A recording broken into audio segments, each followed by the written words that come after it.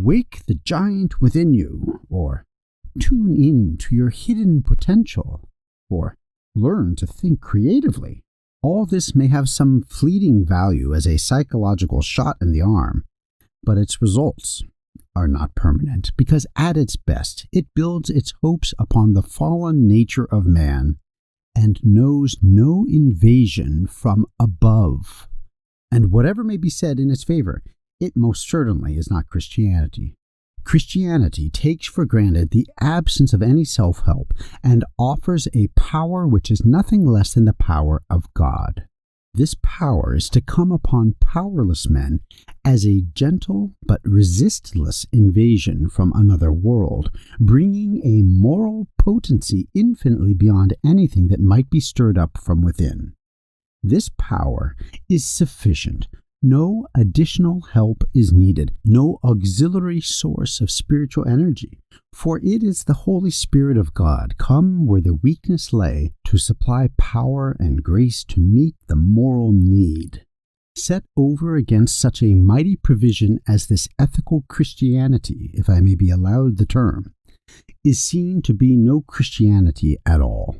An infantile copying of Christ's ideals, a pitiable effort to carry out the teachings of the Sermon on the Mount. All this is but religious child's play, and is not the faith of Christ in the New Testament. Ye shall receive power. This was and is a unique afflatus, an endowment of supernatural energy affecting every department of the believer's life and remaining with him forever. It is not physical power nor even mental power, though it may touch everything both mental and physical in its benign outworking. It is, too, another kind of power than that seen in nature, in the lunar attraction that creates the tides or the angry flash that splits the great oak during a storm. This power from God operates on another level and affects another department of His wide creation. It is spiritual power. It is the kind of power that God is. It is the ability to achieve spiritual and moral ends.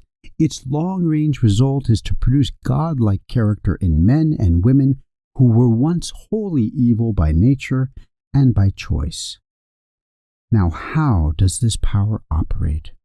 At its purest, it is an unmediated force directly applied by the Spirit of God to the spirit of man. The wrestler achieves his ends by the pressure of his physical body upon the body of his opponent, the teacher by the pressure of his ideas upon the mind of the student, the moralist by the pressure of duty upon the conscience of the disciple.